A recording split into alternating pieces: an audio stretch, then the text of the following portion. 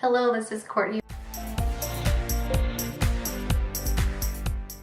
So today I wanted to talk to you guys about how to use language in a way that will make things very clear and show this emotion that maybe you can't use with just ordinary everyday words.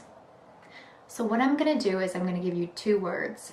One falls on the lower or neutral end of a scale and it just means what it says. The other is a more extreme version of that same meaning. So whenever you use this, you'll use it in certain scenarios where you feel very passionate and you want to describe that specific word in an extreme, severe, amplified way.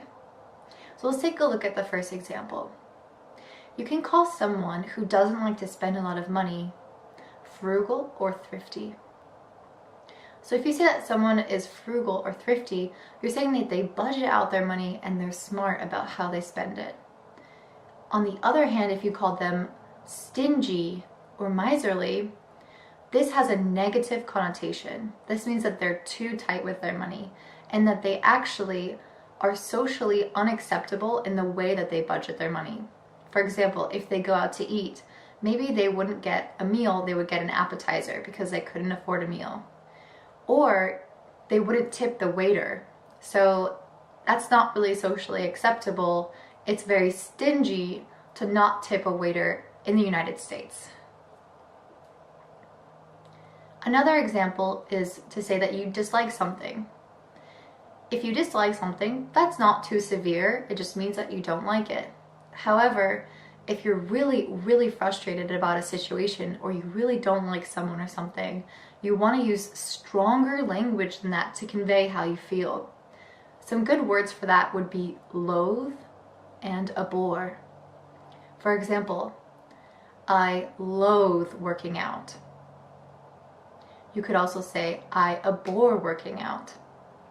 That's going to be way more passionate than saying, I dislike working out. Another good example is to talk about being unhappy. So if you say that someone looks unhappy, it's going to have a much less negative connotation than if you say that someone looks completely miserable. So miserable would be the stronger word of that. That person just looks like they're having a miserable time instead of saying they don't look very happy. You could also say that you're joyful. So you're happy, you're joyful, you're having a good time. That's the neutral word. Or you could say that you're on top of the world. You're on cloud 9. Or you're exultant. So the first two are idioms or phrases that we use to describe people who are so happy. Nothing can keep them down. If you're on cloud 9, that means you're way up high in the sky and you're just having the best experience of life possible. On top of the world is the exact same concept as well, and exultant too. If you're going through a bad time in your life and you want to minimize it, you could simply call it a hiccup or a snag. But if you wanted to emphasize just how bad it was and make it grow, you could say it's a huge setback or a big ordeal. So we often use the word ordeal when we want to say something just makes a lot of fuss in our lives and upsets everything. So for example, if I wanted to go to Disney World, but I had 3 kids, that would be a big ordeal to get all of the kids ready, pack their lunches, get their backpacks, and drive them all to Disney World and pay for all of our tickets and hold all of their hands and walk all around with them all day. It's a big ordeal, so it's a big fuss, and it just takes a lot of time and energy out of our lives. Another thing that you can talk about are arguments. So if you have an argument with someone, or if 2 kids have an argument, you could say they had a squabble. Or you could say they were just bickering. But if you wanted to really emphasize that, and you wanted to make the fight bigger through your words, you could say they were fighting, or they got into an altercation, which is the same as fight, more professional word. So if you went to school, you would say, oh, these kids got into an altercation. A teacher would say that to the parents. Or you could say they got into a brawl. That could be a physical fight. So anything that would sound a little bit more severe than just bickering or a squabble. A bicker and a squabble are maybe just words passed back and forth that were a little bit mean and a little bit spiteful, but everything is fine, it wasn't too serious. A brawl is something very serious. If you imagine a brawl, you could imagine a bunch of people punching each other or a really serious fight. And an altercation could often represent something either physical or verbal. They could be either one. So they got into a verbal altercation or physical altercation. If you're talking about reactions or your emotional feelings and you want to talk about crying, you could simply say cry, which is the most common word. But if it's a hysterical cry, you're going to say they wailed or they bawled. So the kid in the corner was bawling all afternoon, not just crying a few tears, not just shedding a few tears, but really, really bawling. The full waterworks, as we say in English. When there's a lot of tears coming down your face, we say waterworks. You could also talk about this in the sense of giving commands. The neutral word would be, he told me what to do. But if I was irritated and I thought that him telling me what to do was not acceptable and I wanted to paint it in that light for the person that is listening to me, then I would say, he was barking orders at me all day long. So a dog barks, for example, and someone barking orders at you is kind of like this loud yelling and telling you to do stuff in a very aggressive way. So that would be the more severe way to paint this action. If you wanted to turn the word spend or use into a negative word, you would use waste. So you're not just spending time on an activity, you're wasting time on an activity. So both of them are the same concepts, but wasting has this whole negative connotation that implies that whatever you're doing is wrong or it's severe. You're spending too much time on it to the point where you're wasting it. You could also talk about someone being a supporter. So if you support something, then you believe in it.